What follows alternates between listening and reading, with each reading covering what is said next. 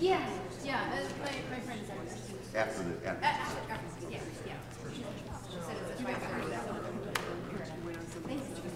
That's okay.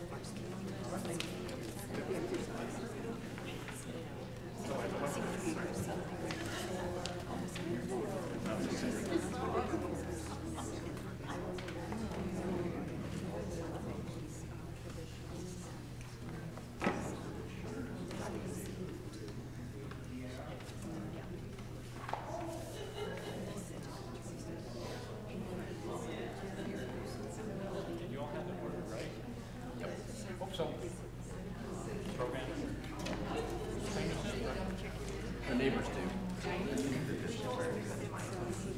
Yeah.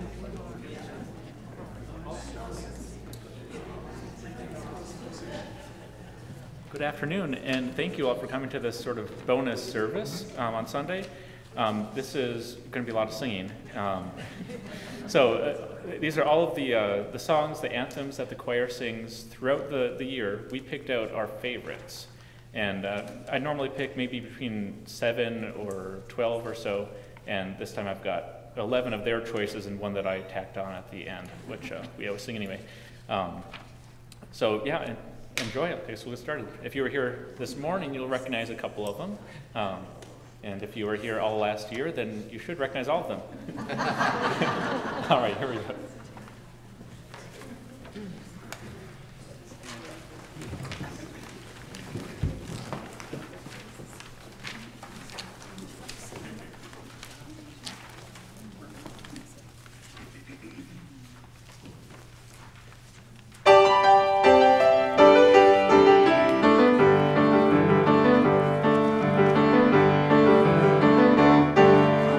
This heart of mine with your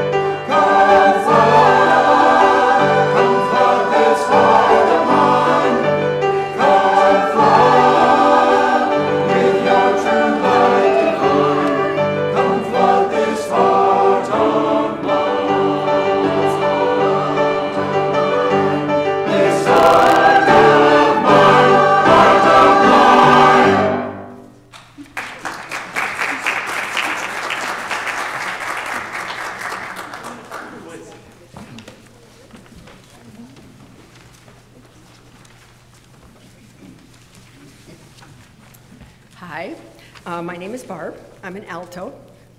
That's the lower range of women, if you didn't know that. I sang choir when I was in high school, and after I graduated, I didn't join another choir until I joined St. John. So if that fits you, you can always join choir. The next song that we're going to sing is called the Kyrie, and that's comes from the Roman Catholic Mass service, and they sing it every time. Kyrie means, Lord have mercy. I think they're saying that when they walk in, so in case they got anything they missed. You just walk in saying, Lord have mercy, and Christ have mercy, Lord have mercy. I heard my first Kyrie, I don't know about you, but it was in Easy Rider. And I thought that it was a beautiful piece then because of the harmonies. And that's what I love about singing alto and what I like about Kyries.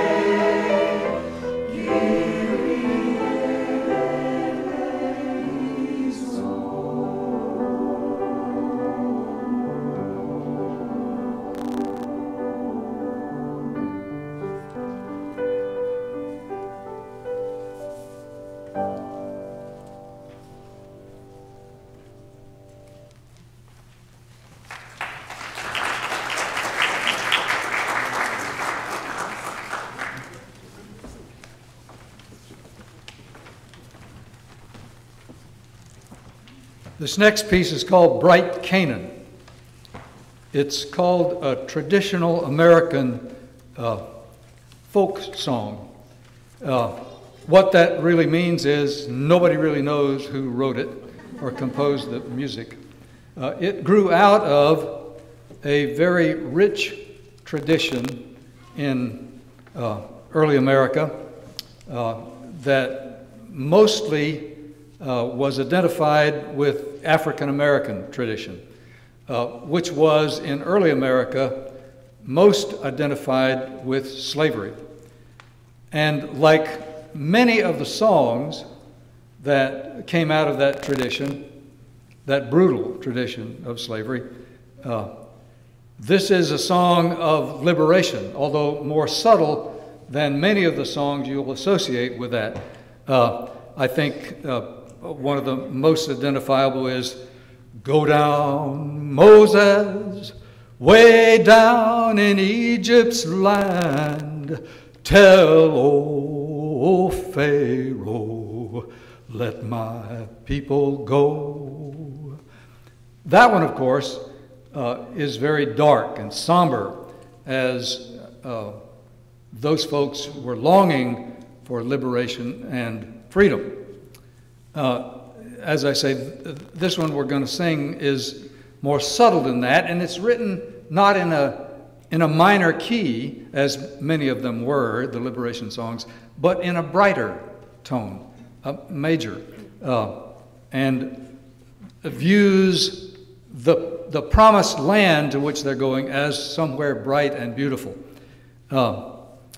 I first became acquainted with this song in 1994. I was singing with a choir at United Methodist Church in Sugar Land, Texas, Christ Sugar Land, and we combined our forces that summer with two other United Methodist churches in the Houston area to make a singing tour of Europe, many places in Europe. And I was just blown away by the piece. The arrangement we're doing comes from Alice Parker and Robert Shaw, and they've done a beautiful job with it in my judgment. One thing that makes this special to me is 1994 wasn't only the year that I was introduced to this song, it was the year that I retired. Immediately before we went on this tour, I retired. And so this was my song of liberation as well.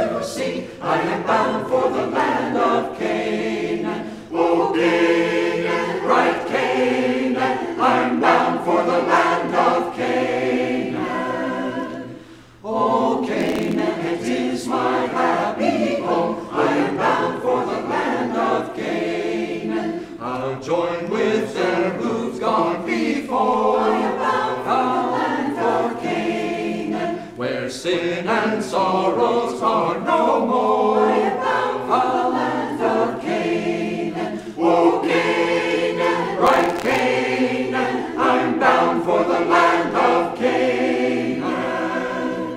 O Canaan, it is my happy home. I am bound for the land of Canaan. Our songs of praise shall fill the skies. I am bound for the land of Canaan. And higher still the joys they rise, bound for Canaan. Bound for Canaan, bound for Canaan, bound for the land of Canaan. Oh, Canaan, it is my happy home. I am bound for the land of Canaan.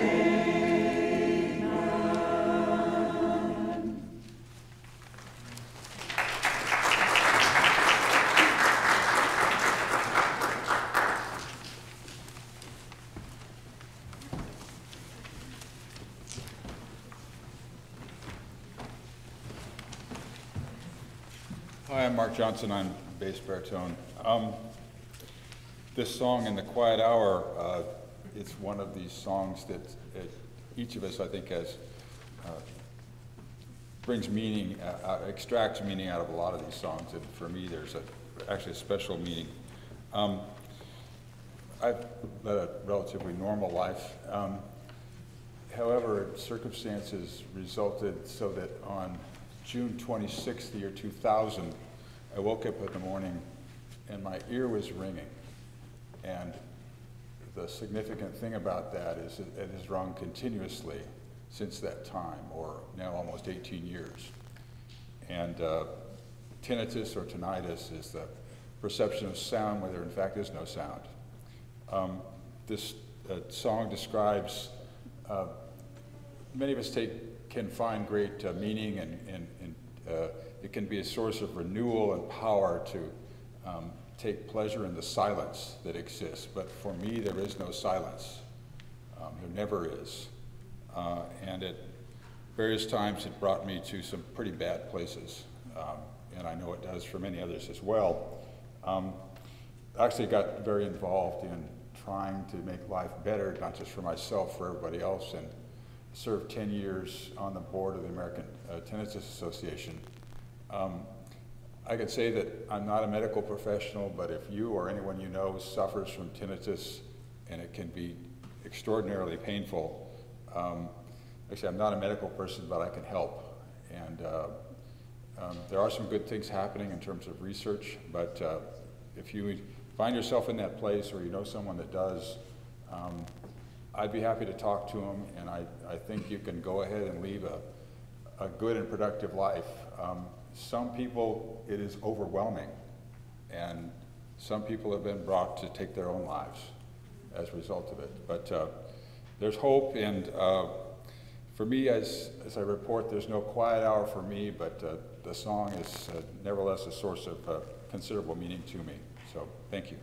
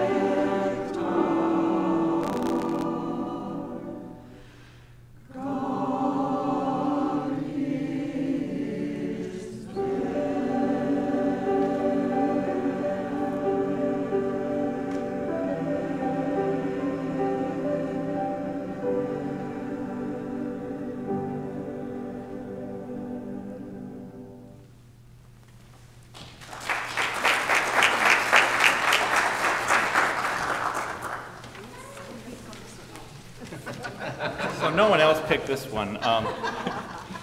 This is a little creepy, I suppose, of a song. I chose it for Halloween because it's, you'll see. But when I choose pieces for the choir to sing, I go through the stacks, and I find a bunch that the previous director purchased, or directors, or ones that I purchased in previous years, and A lot of times I pick ones that I know the congregation is going to like or that the choir is going to like, and sometimes I pick ones that I'm going to like. And this one had one comment from the previous director, or one of the previous directors. It just says, hard. So it probably didn't happen for a while, but I gave it a lot of rehearsal time, and they know it now, hopefully.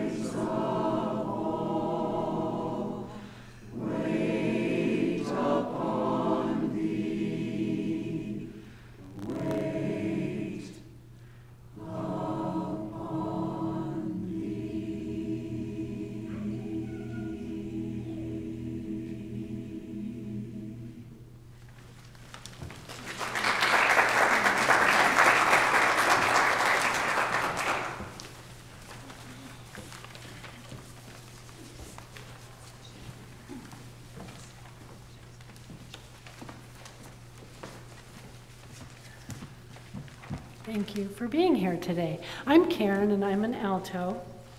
I chose the song In This Still Room. I wrote the date when I first sang it, and it was February 21st, 2016. And that was my first choir season. And I found this piece to be very difficult to sing. And you'll maybe understand why here in a minute. But it's a really beautiful song. It's composed by Gwyneth Walker, and she's composed many, many songs, but it's from a poem by John Greenleaf Whittier called The Meeting. He wrote that in 1868. He was a Quaker poet, and his early work was with the abolitionist movement. And then in 1865, he retired from that work and wrote poetry. And he dedicated this poem to two women within the Quaker church. And I believe the poem is meant to be a reminder to go outside and go into the woods and be quiet and be still. We can do that here in church as well, or in a meeting room. We can have meditation within. So to me, this piece reminds me of my first season in choir my first Lenten season, because we sang this right after Ash Wednesday, and the Catholic friends celebrated Ash Wednesday, not Methodists in my upbringing. So I couldn't believe we did Ash Wednesday in the Methodist church. And that whole season of Lent, I had been away from the church for a while, became probably my most favorite time of the year in the liturgical calendar. So I have the copy of the poem. I'm not going to read it to you because it literally is 10 pages long. But here, embedded in like the middle of the poem, are the lyrics to this song. And the composer found, I believe, the prayer that this author was trying to share with us. So enjoy.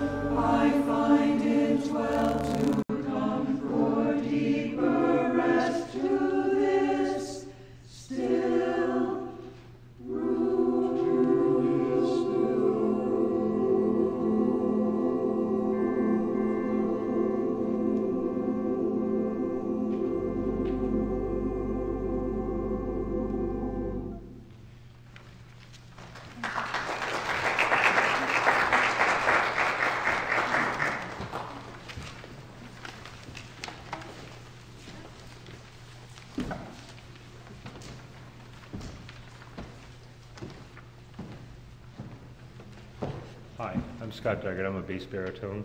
Our next piece is one that you're probably familiar with. It's the Lacrimosa by Wolfgang Amadeus Mozart. It's part of his Requiem in D minor. And if you've seen the film Amadeus, you're very familiar with this because this is basically the entire point of that movie. This was actually composed in late 1791 in Vienna in the very last year of his life. So he was composing it, and he died on December 5th of that year. It was under very mysterious circumstances that he was writing it, though, because we think it was commissioned by Count Franz von Walsegg, who was a minor chamber musician. He had a habit of commissioning pieces that he would then put his name on. And in this case, he was commissioning a piece to be sung for his wife's funeral, who had died about a year before. But he didn't commission it directly. He asked intermediaries to commission it for him. So a mysterious person basically came to Mozart and commissioned this piece and paid half up front, but the other half was due on completion. But as Mozart wrote, per his wife Constanza, he became more and more convinced that this mysterious person had commissioned something that would probably be for his own funeral, for Mozart's funeral. So he was urgently trying to finish it, but he didn't make it. So he was about 2/3 done when he died on December 5th. And what he left, basically, was an autographed score for about 2/3 of it, and he had most of the stuff all the way through for the chorus. But in the piece that we're going to sing, the Lacrimosa, he'd only finished the first 8 bars. And he had the chorus and some of the notes, but he'd basically done none of the orchestration for it. So his wife was now left as a widow, and she was desperate, really, to get this piece finished so she could collect the other half of the commission. But it would be most important for people to think that it was actually Mozart's work, because it was worth a lot more, not only for the commission, but for the future publication and performance rights that would come with that. So she was putting out stories that he had basically finished it, and in behind that, she brought in Franz Süssmayr, who completed the score, probably based on Mozart's manuscript, as well as some scraps of paper and possibly directions that he left on his desk. But Süssmayr almost certainly had to write some of the music himself, and there's some suspicion that even some of the other students were brought in to finish this work. And they worked pretty quickly, because he got it done in time to deliver it to Count Walsegg now, in time to be performed for the anniversary of his wife's death on February 14th, really just 2 months after Mozart died. So quite a beautiful piece. We hope you enjoy it.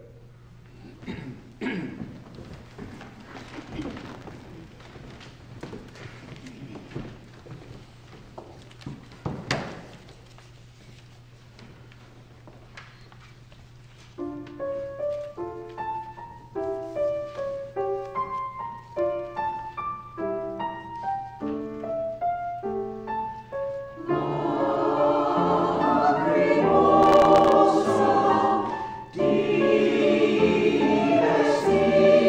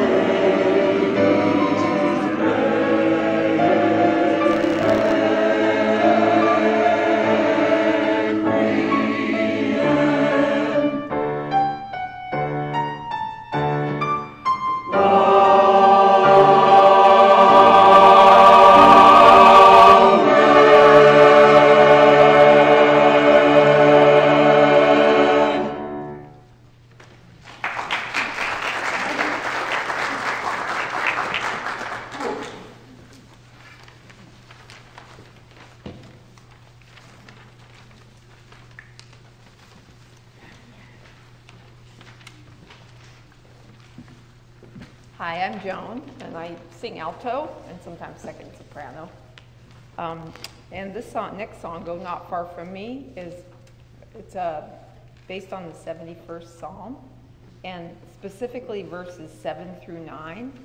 The psalm itself was thought to be written by King David in his older years, when he was no longer the strong, mighty warrior that he used to be.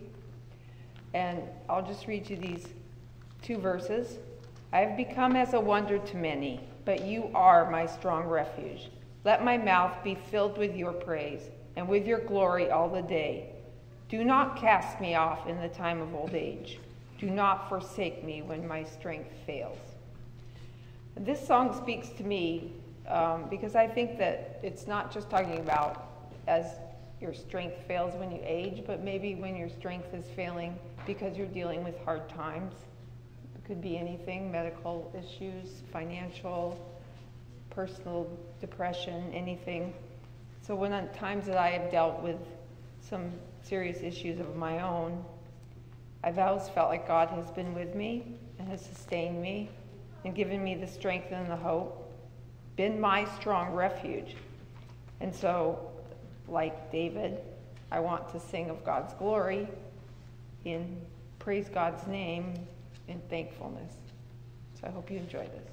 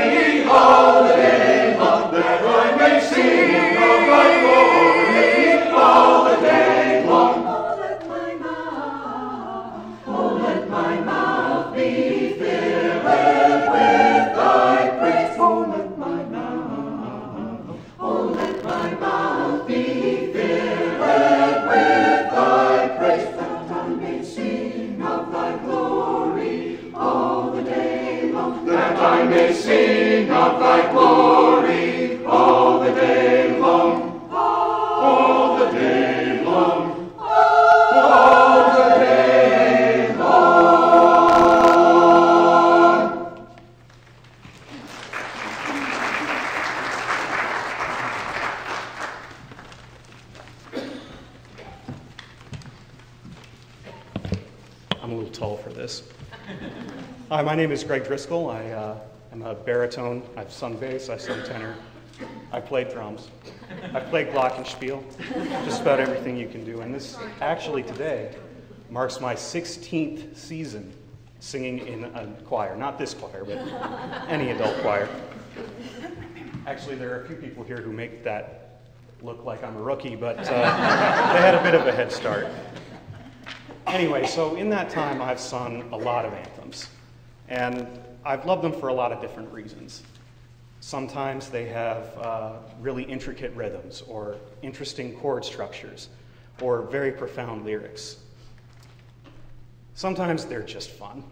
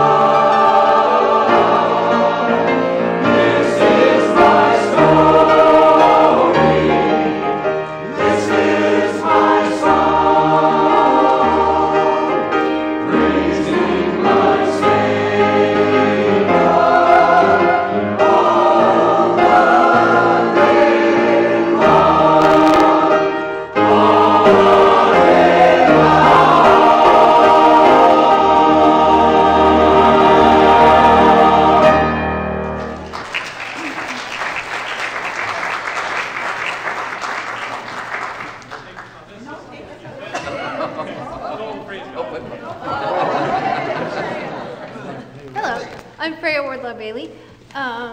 11 years ago, almost 11 years ago, this is my 11th year playing for the choir, and It started out with I had just returned from graduate school and was settling back in. This is my home. This is where I grew up, and finding piano students, building a studio, and then I got a phone call, and it was from Karen Horton, who at the time was the director of this choir, and she said, "Well, I saw your flyer for piano lessons, and I wondered if you do any accompanying." And I said, "Well, actually, I just got a degree in that." And so she, without any interview or audition or anything, said, "Well, show up to rehearsal on Wednesday and I'll have some music for you." Though I think now that I remember back, she may have given me a few days to practice. So that's how I got started. And let me tell you, it has been wonderful. This is the best group to work with. They are so kind and hardworking and appreciative, and they love to sing. And what more can a musician want than to work with other musicians who love what they do? And a few years later, Karen was getting ready to retire, and they couldn't find anyone to take over the director position. Finally, my husband, James, said, "Well, sure, I'll try it for a while." And that was, I think he officially started at the beginning of 2013, before our first child was born. We have 2 now, and we're still going strong and have no intentions of quitting. So you're stuck with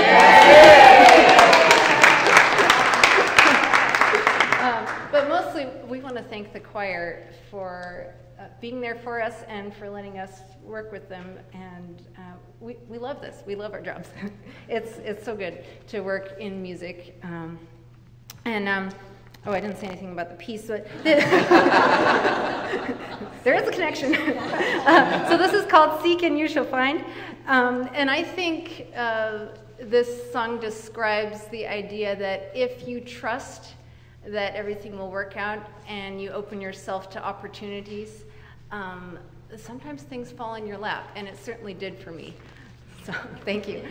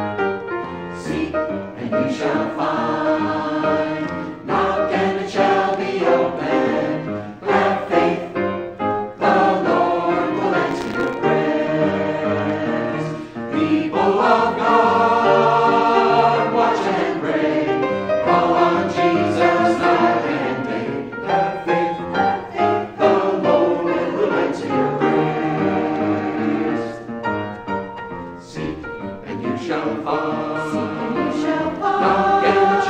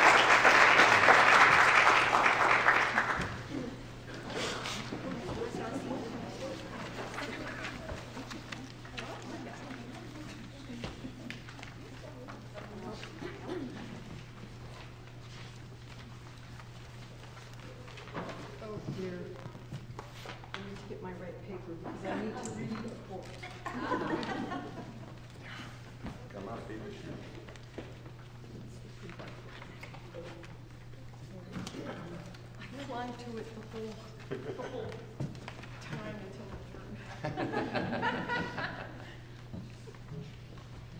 Ellie. The next song, Lift Up Your Light, leads into a song you all know, This Little Light of Mine, I'm going to let it shine.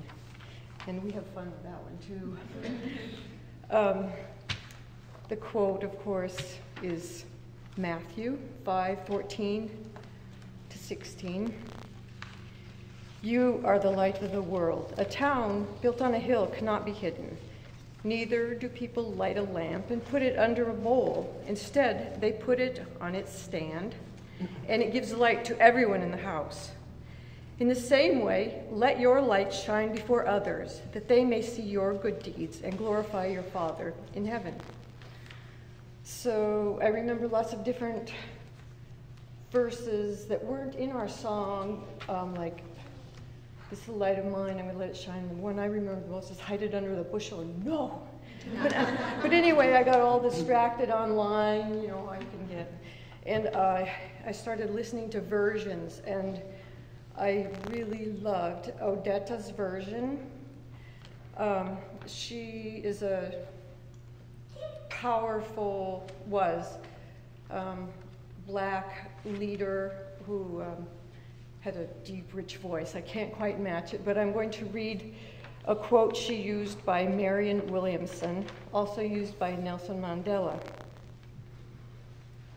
Our worst fear is not that we are inadequate. Our deepest fear is that we are powerful beyond measure.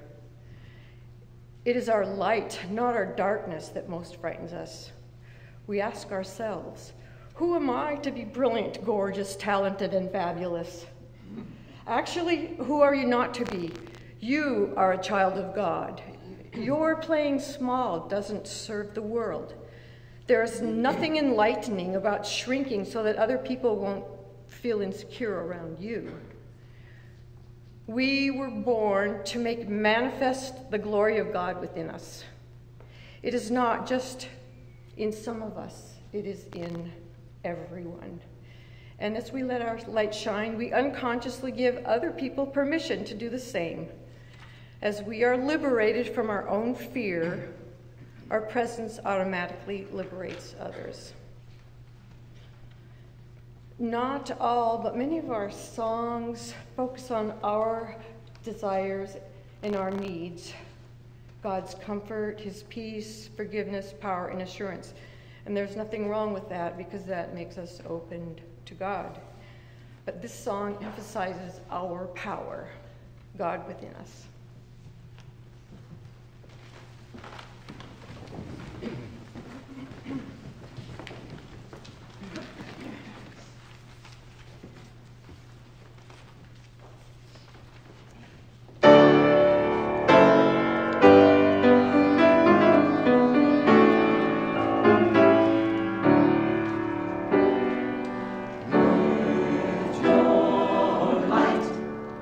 Let it shine.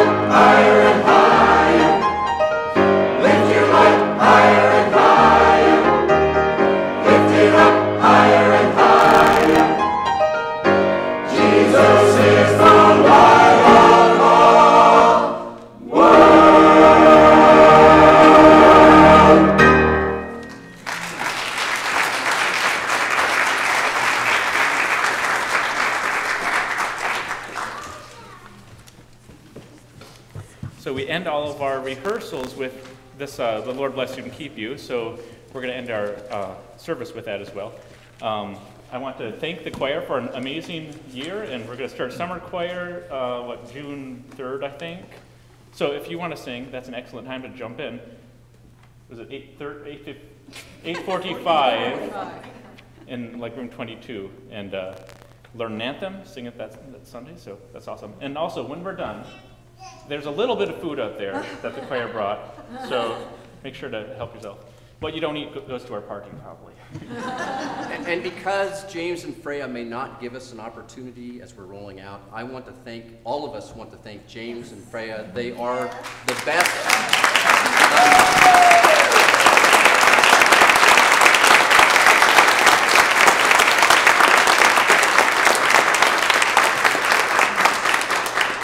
We love them very much. You want to sing and have fun? No, I can't.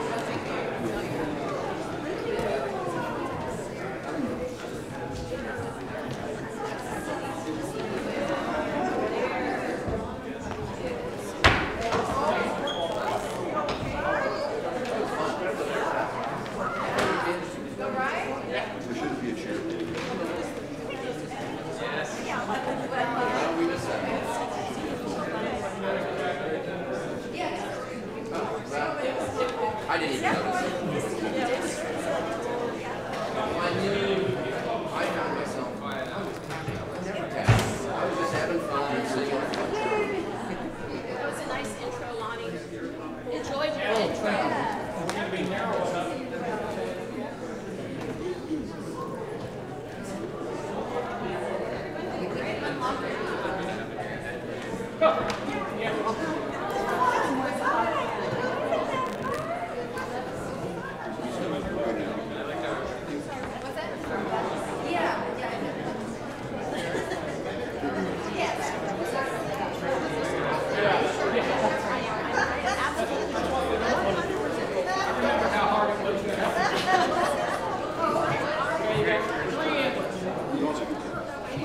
By myself, and I'm nervous the whole time.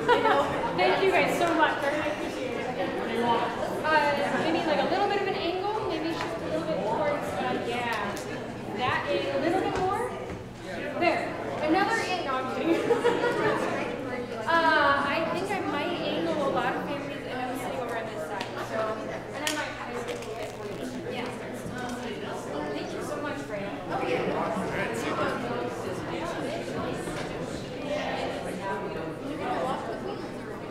I'll lock it inside, yeah.